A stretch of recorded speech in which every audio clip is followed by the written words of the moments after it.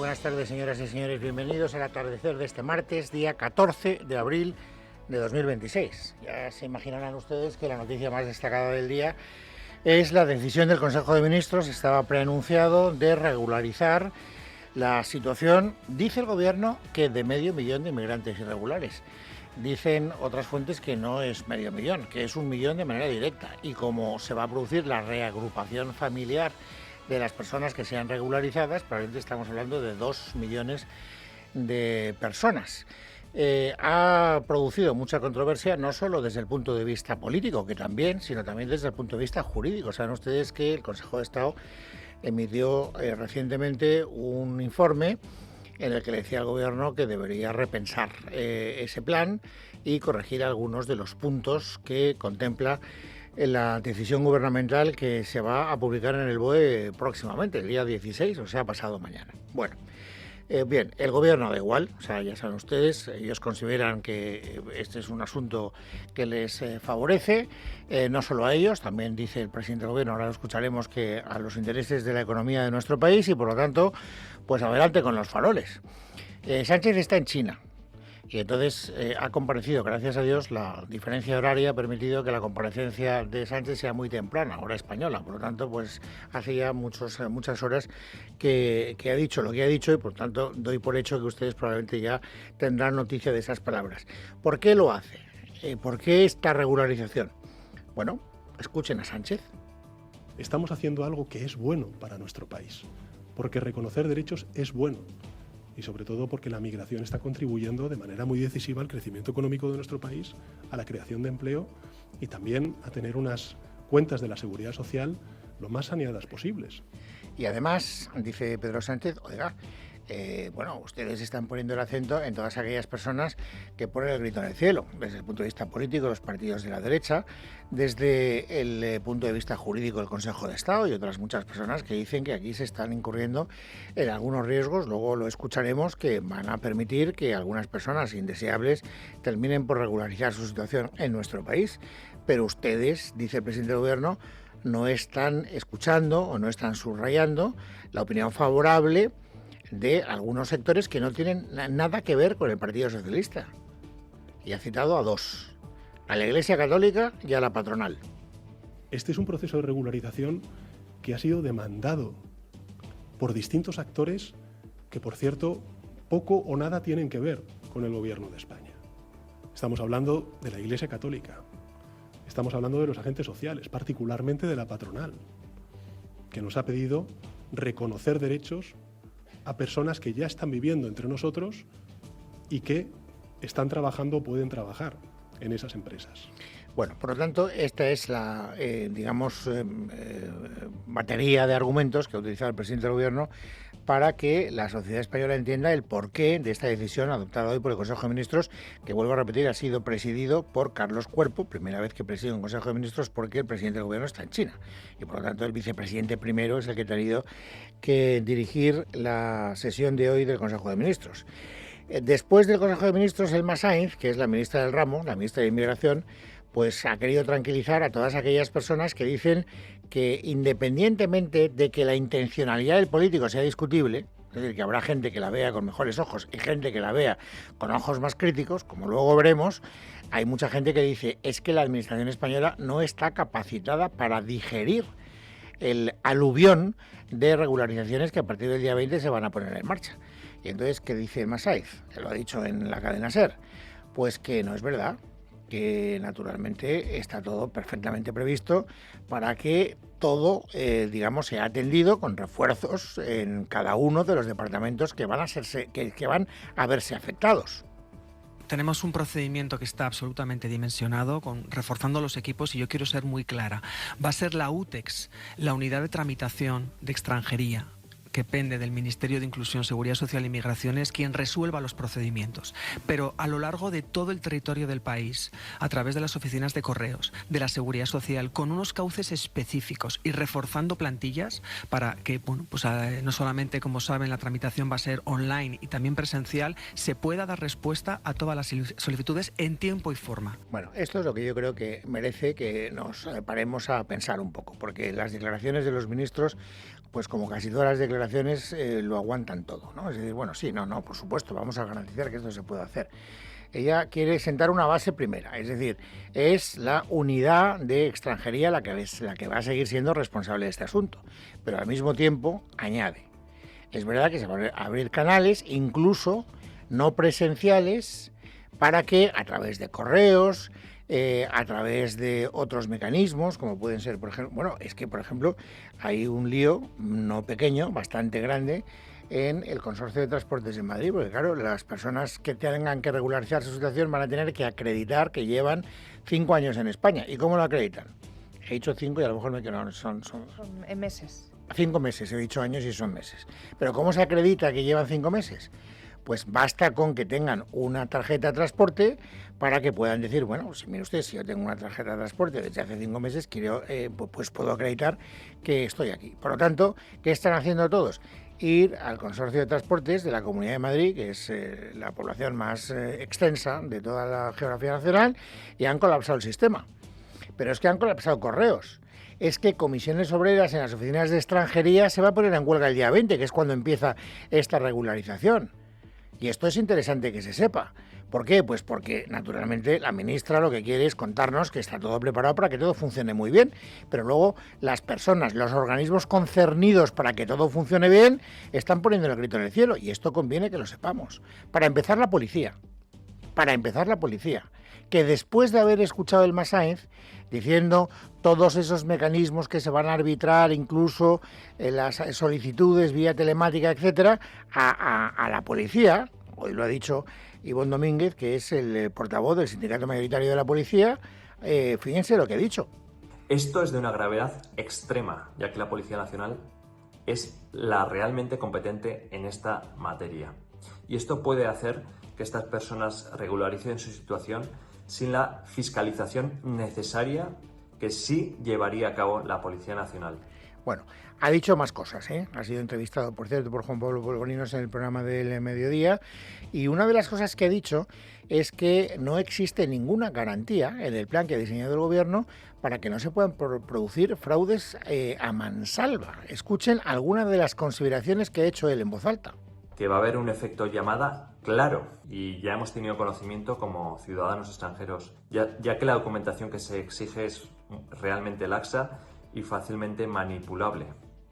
Se puede falsificar cualquier tipo de esos documentos que supuestamente se les exige. Es probable que se dé la circunstancia que presenten un documento como que carece de antecedentes penales sin que realmente lo hayan podido cotejar. Además, se puede dar la circunstancia, como ya denunciamos al principio, que un ciudadano extranjero en situación irregular en España ya haya cometido delitos, pero como todavía carezca de una sentencia firme, podrá regularizar su situación. Entonces, ¿a quién creemos? Les pregunto. ¿Al Gobierno, cuando dice que todo está perfectamente diseñado para que todo funcione como un reloj y que además los refuerzos que ha previsto el Gobierno para, en fin, que todos los servicios funcionen bien, pues son más que suficientes? ¿O creemos a esas personas que están concernidas en el procedimiento? A las personas del Consorcio de Transportes de la Comunidad de Madrid, a los sindicatos que trabajan en las oficinas de extranjería, a los funcionarios de correos, a los policías, como acabamos de escuchar. ¿A quién creemos? Esta es la gran cuestión. Yo tengo clara mi respuesta. Yo, desde luego, al Gobierno le creo lo justo, por no decir que prácticamente nada.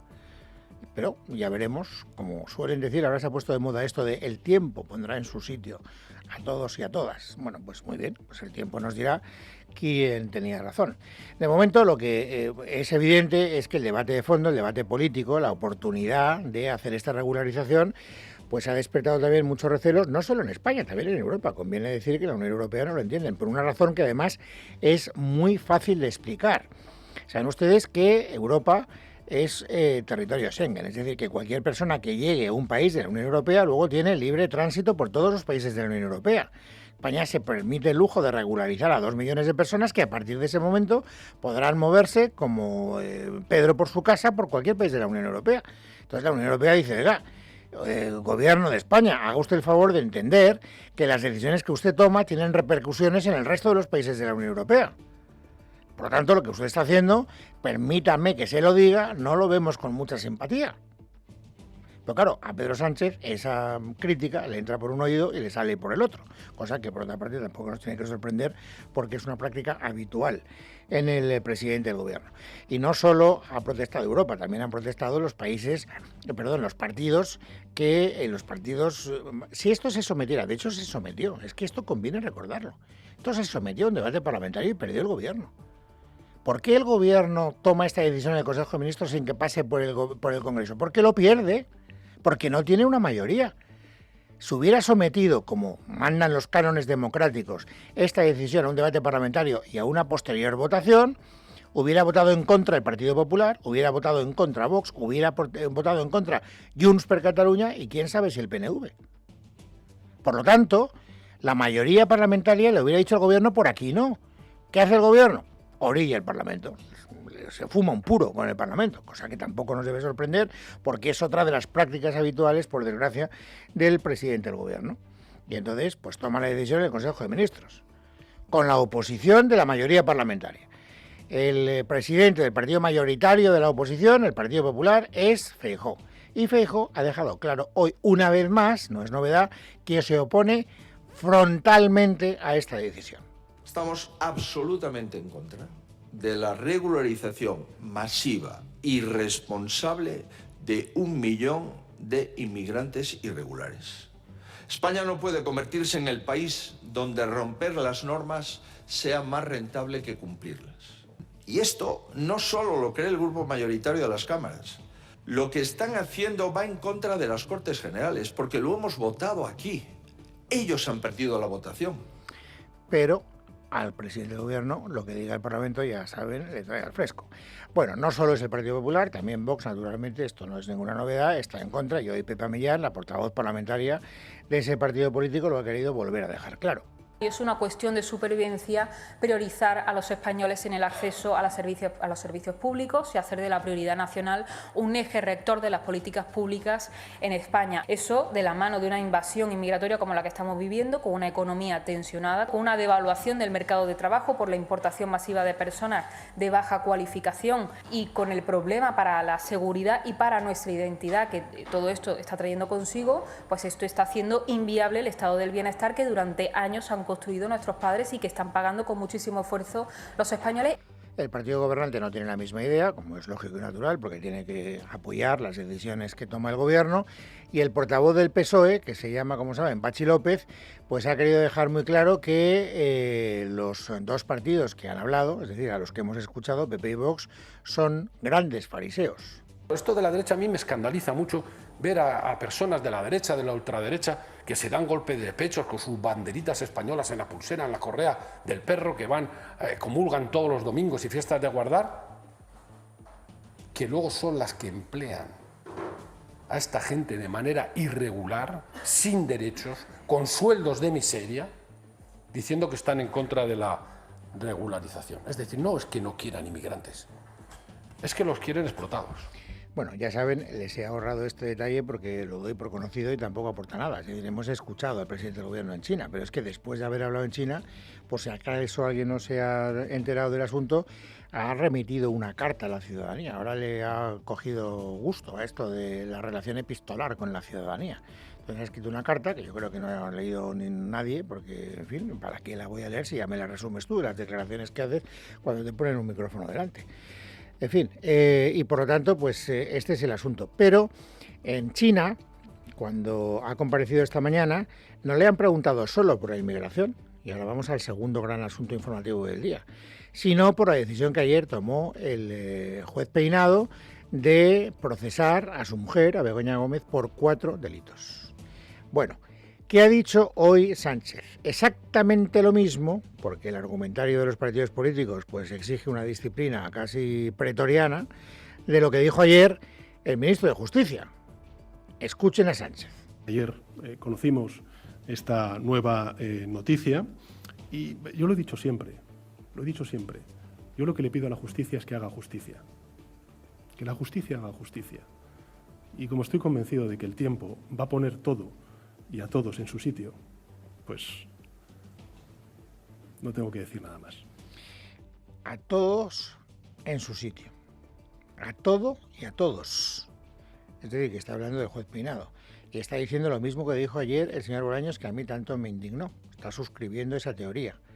Es decir, da por hecho que la Audiencia de Madrid va a revocar la decisión que tomó ayer el juez Peinado de no prorrogar la investigación, que es lo que querían para que le pillara ya jubilado al juez Peinado y hubiera otro juez que se hiciera cargo de la causa. No deja de ser, en fin, una cuestión, en fin, bastante peliaguda. Pero bueno, es que hoy se han cruzado otras muchas fronteras. No sé si por primera vez, creo que no, pero se han vuelto a cruzar. Esto ya es una actitud de reiteración que, en fin, yo creo que agrava el panorama. Ayer el ministro de Justicia, que manda narices, si yo fuera Federico Trillo hubiera utilizado otra expresión, manda huevos, que sea el ministro de Justicia el que tenga que decir que la mayor parte de los jueces ven con verdadero quebranto lo que está haciendo el juez Peinado. La Asociación Profesional de la Magistratura es la mayoritaria de la carrera judicial en nuestro país, mal que le pese al gobierno, es la mayoritaria, la mayoritaria. Y la APM ha sacado un comunicado diciendo, solo les leo las primeras 3 líneas, porque tampoco quiero extenderme mucho. La Asociación Profesional de la Magistratura considera inadmisible que un miembro del Gobierno afirme que una actuación jurisdiccional concreta ha avergonzado a muchos jueces y magistrados. Claro, en cuanto hemos sabido que la APM ha dado a conocer este comunicado, pues los periodistas que estaban cubriendo la rueda de prensa posterior al Consejo de Ministros, porque hoy martes ha habido Consejo de Ministros, como ya les he contado, aprovechando que estaba Bolaños, lo primero que le han preguntado ¿qué ha sido? Escuchen. La Asociación Profesional de la Magistratura ha calificado de inadmisibles sus palabras de ayer. No sé si las quiere matizar o rectificar o las sostiene. Mis opiniones no son nuevas, hoy las reitero, pero son unas opiniones, por cierto, absolutamente respetuosas en lo personal, no menciono a ninguna persona y lo que hacen es, en el ejercicio de mi libertad de expresión, yo califico y opino resoluciones judiciales. Y mi opinión, que insisto, es muy conocida, y ayer la di, hoy la reitero, es una opinión muy compartida. Ya, muy compartida. Fíjense, como los periodistas que cubrían la rueda de prensa nos han quedado muy satisfechos con esta primera pregunta, pues entonces han insistido por segunda vez. Escuchen. Al ministro Bolaños, más allá de su opinión, ¿le preocupa como ministro de Justicia que haya una parte de la Judicatura que considere inadmisible su opinión? Ustedes, que son periodistas, pueden preguntar a jueces y magistrados en nuestro país. Esa preocupación por resoluciones judiciales que afectan o pueden afectar al buen nombre de la justicia es una preocupación muy generalizada. Y yo, con todo el respeto y en el ejercicio de mi derecho, lo digo y lo manifiesto públicamente. ¿Pero a quién se refiere? Le han preguntado por tercera vez. Tercera pregunta sobre la misma cuestión. Usted habla de muchos jueces, pero ¿nos puede decir qué jueces? ¿A quién se refiere cuando dice eso? Fíjense la respuesta de Bolaños. Pues mire, me refiero a la inmensa mayoría, la práctica totalidad de los jueces y magistrados con los que yo he hablado de esta instrucción, que me han manifestado su opinión bastante crítica con las resoluciones judiciales que se han ido adoptando en este procedimiento. Les invito a que ustedes también pregunten a jueces, a magistrados de este país cuál es su opinión sobre esta instrucción. Y estoy convencido de que no llegarán a una conclusión muy diferente a la que he llegado yo. Vale, entonces ya hemos llegado a la conclusión de que efectivamente es la mayoría de los jueces con los que él habla. Bien, pues nada, hasta aquí llega el perímetro del escándalo. Y luego ha habido un asunto que a mí no me gustaría que pasara por alto, me parece de una extrema gravedad particularmente. Saben ustedes que ayer lo dije, es decir, ayer le dije al ministro Bolaños, algo que por la parte del ministro Bolaños sabe de memoria, no hace falta que yo lo diga, está en el manual. Oiga, si usted considera que el juez Peinado ha hecho algo indebido, pues tiene que ser el Consejo General del Poder Judicial, que es el órgano de gobierno de los jueces quien tome medidas. Bueno, pues hoy he leído en el Confidencial, como todos ustedes, si se han querido asomar a ese medio de comunicación, que es que el ministro Bolaños se ha dirigido por carta varias veces al Consejo General del Poder Judicial para pedirle que actúen contra el juez Peinado. En algo que a mí me parece que es claramente una presión. Le han preguntado a Bolaños a propósito de eso. Y él, naturalmente, no solo no lo ha desmentido, sino que además se ha permitido el lujo de cargar también contra el Consejo General del Poder Judicial. Yo presenté diferentes escritos denunciando irregularidades del señor Peinado. Y no lo hice público nunca. Y no lo hice público, ¿sabe por qué? Para dejar que trabajara con tranquilidad el Consejo General del Poder Judicial y por lealtad con el Consejo General del Poder Judicial. Yo estas denuncias las presenté el 4 de junio de 2025. Casi 11 meses después se siguen investigando estas irregularidades. Pues quizá el Consejo General del Poder Judicial debiera ser consciente que 11 meses después estas irregularidades que se están investigando pues deberían ir resolviéndose. O sea, que no solo llama incompetente y prevaricador al juez Peinado, sino que además llama vagos a los miembros del Consejo General del Poder Judicial, si lo entendemos bien. Creo que no hay otra manera de entenderlo, francamente. Y luego viene ya el estrambote. En el Consejo de Ministros no solo estaba el ministro Bolaños, estaba el ministro Puente, para hablar de su jurisdicción. Bueno, parte de su jurisdicción, porque ya aprovecho que tengo un micrófono abierto para decir que no entiendo muy bien por qué no ha querido decir nada ni se le ha preguntado nada a propósito de la sustracción de pruebas cuando se estaba investigando el accidente de Adamuz, porque además ya saben que las últimas declaraciones del ministerio del señor Puente es que la Guardia Civil malinterpretó algunas cosas y por eso está llegando a conclusiones equivocadas. Sobre eso no ha querido hablar. Pero fíjense, hablaba el ministro del ramo, el ministro de Justicia. Decía las cosas que ya hemos resumido. Pero Puente estaba inquieto. Se estaba revolviendo en su asiento. Le reconcomía las ganas de protagonismo. Y en un momento inopinado de la rueda de prensa ha ocurrido esto. Me vais a perdonar, es que, claro, es que quedarme sin opinar en esto pues me va a costar un poquito, ¿no? Estamos ante causas judiciales que tratan de eliminar espacios de impunidad, o estamos ante causas judiciales que pretenden violentar la acción política de los representantes elegidos democráticamente. Porque de la respuesta de esa pregunta depende en buena medida el presente y el futuro de nuestra democracia. Por arreglarlo. Que yo no sé lo que era el juez Peinado. Si yo fuera juez Peinado, inmediatamente le denunciaba. Pero vamos a ver, está diciendo que un juez, en su función jurisdiccional, está utilizando esta causa política para penalizar la militancia política del justiciable, en este caso de la presidenta del gobierno, no, de la mujer del presidente del gobierno. Eso es un lawfare, eso es una prevaricación como un piano. Y no hay ninguna otra manera de entenderlo, se ponga como se ponga. El señor Puente. O sea, ¿de qué se trata? De fortalecer la credibilidad de las instituciones del Estado de Derecho. Una cosa muy sorprendente, por lo menos para mí. Pero es que después Puente, que se viene arriba, ya saben ustedes que a Puente no hace falta jalearle, se jalea a sí mismo. Se empieza a gustar y entonces sigue diciendo cosas. Por ejemplo, estas. Acaba de decir que hay causas judiciales que intentan violentar la acción democrática. Cuando eso lo haga una instancia superior, ¿podrá pensar lo mismo? Es decir, ¿eso se refiere a un juez en concreto o si eso es respaldado luego por otros jueces o otras instancias superiores, seguirá pensando lo mismo en este mismo caso? No me has entendido muy bien. Yo he lanzado una pregunta en voz alta, no he hablado de ninguna causa concreta. Cada uno puede entender lo que quiera, ¿no? Venga, hombre, por Dios. Encima nos toman por gilipollas. Debería decir tontos a estas horas de la tarde, pero ustedes me perdonarán, cuando me vengo arriba ya me está afiando la conducta con su gesto de Esmeralda Ruiz, pero ¿qué otra manera tengo de decirlo? Si es que tonto se queda corto. O sea, que decir, no, me está llamando tonto, no, me está llamando gilipollas. Una tercera aportación a, en fin, la ciencia jurídica, porque es que además ha dicho varias veces que él es un jurista muy currado, 20 años en los tribunales, es un jurista muy experto. Y en calidad de jurista experto se ha permitido también hacer esta última consideración.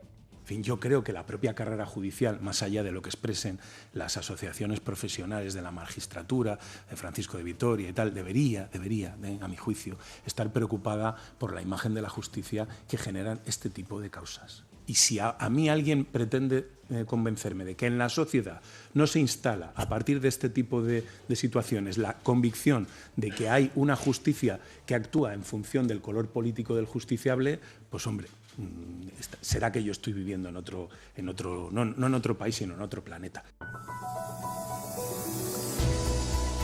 Si viviera usted en otro país, sería el truyo, por decir lo que acaba de decir, señor Puente. ¿Qué quiere que le diga? En fin, yo me ratifico. A mí, que me llamen tonto, me molesta. Pero es que se queda corto, lo siento, Esmeralda Ruiz, me ha llamado gilipollas. Y a ti también, aunque no quieras reconocerlo. Así que vamos a completar el paisaje informativo del día. Venga, pues desde las 3:30 se ha retomado en el Supremo el juicio de las mascarillas. Ahora está declarando el que fuera jefe de gabinete de Salvador Illa, cuando fue ministro de Sanidad, que lo fue, Víctor Francos. Él ha negado que Koldo le presionara para comprar mascarillas a la empresa de Aldama. Cuando le han preguntado cuántas veces se vio o se reunió con Koldo, Víctor Francos ha dicho que cree recordar que 3. Pero sin duda entre las declaraciones con más interés de la tarde estará la de Michó Miranda, alto directivo de Adif, fue director general de personal, está implicado en los contratos de las mascarillas y, según correos publicados ya por Libertad Digital, en los enchufes también en la compañía pública. Su nombre aparece, el de Miranda, en los informes de la UCO, que le atribuyen un papel relevante en la tramitación de esos contratos adjudicados a la empresa de la trama Soluciones de Gestión. Hoy ha comparecido en esa rueda de prensa, la acabamos de escuchar, al ministro Óscar Puente. Michó Miranda trabajó con él, con Óscar Puente, en el Ministerio de Transportes. Le cesó en pleno mes de agosto del 2024, pese a que ya llevaba tiempo imputado, y le siguió manteniendo en el cargo. Luego dijo que fue por pérdida de confianza. Bueno, pero además de por lo que pueda decir Miranda esta tarde en el Supremo, hoy Puente, y al margen de lo que ya hemos escuchado, también es noticia por lo que se ha atrevido a denunciar en esa sala de prensa de Moncloa sobre el accidente de Adamuz, del que poco ha hablado, por lo menos de su responsabilidad, y sobre la actuación del 112 en Andalucía. Escuchen. Vamos a ver, las llamadas al 112 lo han expresado las víctimas. La propia semana pasada denunciaron públicamente que el servicio 112, el día del accidente de Adamuz, funcionó con lápiz y papel. Dices, ¿esto puede servir para esclarecer la causa del accidente? No. Pero es que aquí hay una investigación del fallecimiento de personas cuya causa está aún por esclarecer. Hay una parte muy importante, evidentemente, que se debe al accidente, pero hay otra que puede haberse debido a una atención retardada a las víctimas. Estas acusaciones son muy graves, pero al ministro de Transportes lo que le parece gravísimo es que el 112, ha dicho él, recurriera a un gesto tan rudimentario por el bloqueo del sistema informático. La Junta de Andalucía ha negado que existiera un problema informático, pero lo que sí se ha publicado esta mañana es la declaración de un jefe de mantenimiento de Adif alertando a la Guardia Civil de que no hubo auscultación ultrasónica en Adamuz desde el año 2023 o 2024, que recuerden. Eso, y lean además la portada de Libertad Digital, que Adif ha tenido almacenados los trozos de carril que se llevó sin permiso de la juez a la intemperie y sin vigilancia. Hace 30 minutos también se ha retomado, en este caso en la Audiencia Nacional, las testificales del juicio por la Kitchen. A esta hora continúa el interrogatorio del inspector jefe que estuvo al cargo de la investigación, Gonzalo Fraga, que ayer declaró durante 7 horas y que ahora también va a contestar a las preguntas de las defensas. El testimonio de este mando policial se está centrando en dar veracidad a las agendas, a los cuadernos personales del excomisario Villarejo. Dice que estas anotaciones son como una carta de navegación que conducen hasta todos los procesados. Fraga es el que ayer identificó a Rajoy como el asturiano o el Barbas. Hoy ha dicho que Villarejo trasladaba a sus clientes su influencia sobre el que fuera secretario de Estado de Seguridad, Francisco Martínez, sobre el propio ministro Fernández Díaz y sobre también Mariano Rajoy, y que la comunicación entre Villarejo y Francisco Martínez era muy directa. Ahora el interrogatorio se centra en saber si Villarejo informó o no de sus actividades privadas a la policía. Luego será el turno del que fuera exdirector de la policía durante la presidencia de Rajoy, Ignacio Cosidó, como testigo, porque hay que recordar que pese a los esfuerzos de la Fiscalía Anticorrupción por sentarle en el banquillo, el juez Manuel García Castellón, juez instructor del caso Kitchen en 2021, no consideró que fuera necesario sentar a Cosidó en el banquillo. Este caso también de corrupción ha saltado esta mañana, lo ha adelantado de Objective. La Fiscalía investiga a la alcaldesa de Valencia, la popular María José Catalá, y a la presidenta del puerto, Amar Chao, por supuestos delitos de prevaricación y tráfico de influencias, al parecer cometidos en procesos de colocación de personal. Nos lo cuenta Jaime Carro desde Valencia.